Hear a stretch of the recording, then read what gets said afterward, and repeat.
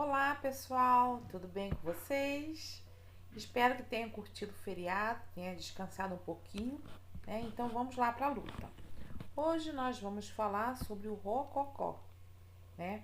Rococó, nova revolução na arte. Do contexto histórico, social e artístico estudado na unidade anterior, que foi o Barroco, surgiu um novo cenário mundial com transformações tanto na arte como na política e na sociedade. Houve revoluções nos pensamentos e uma nova abertura para a era industrial, resultados de um novo contexto, o Rococó. Observe nas pinturas abaixo dois exemplos desse período.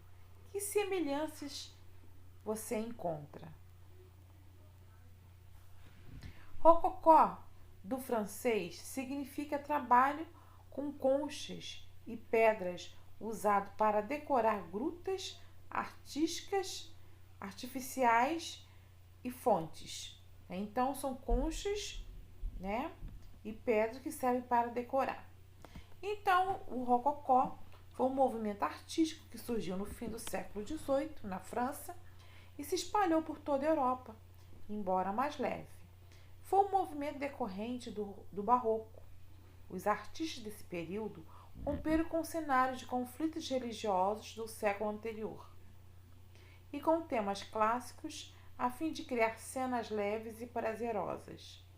Eles se dedicaram à estética decorativa do Rococó, que logo caiu no agrado da aristocracia.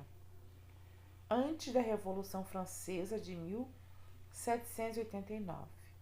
Como a arte rococó explorava os valores de uma sociedade que buscava felicidade, alegria de viver e o prazer, os temas mais comuns aludiam à própria vida cortesã. Dessa maneira, era possível identificar nesse estilo artístico a estilização das formas da natureza, em especial no mundo vegetal, com flores, folhas, arabescos. Ornamentos na decoração interna e externa dos espaços físicos, temas da mitologia, linhas curvas com cores suaves, costumes e atitudes de vida cortesã, festas e alegria.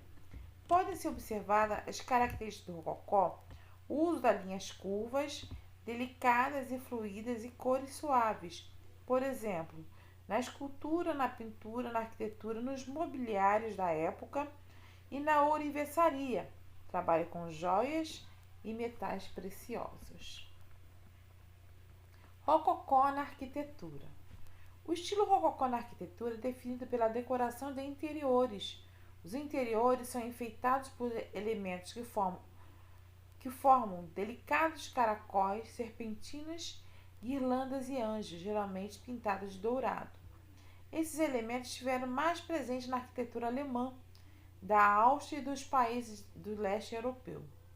As igrejas geralmente apresentavam duas torres e a fachada mais alinhada.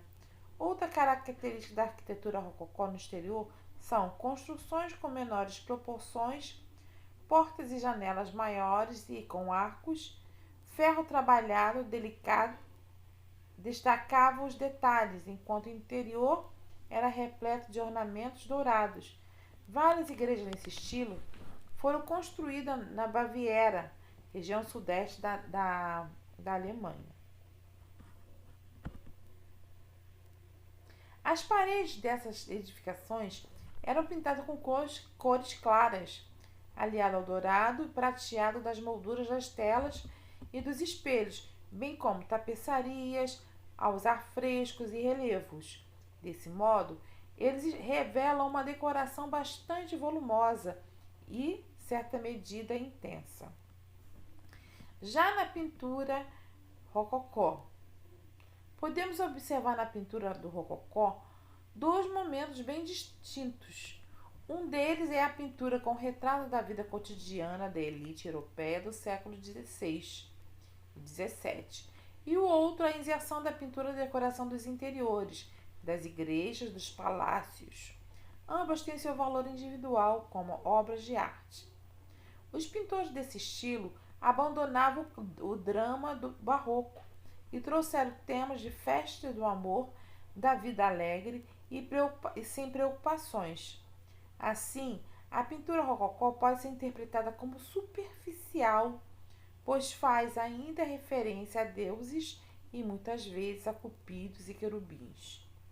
As graduações cromáticas, que envolvem as cores e suas tonalidades, são exploradas no estilo rococó, com leveza dos movimentos dos pincéis.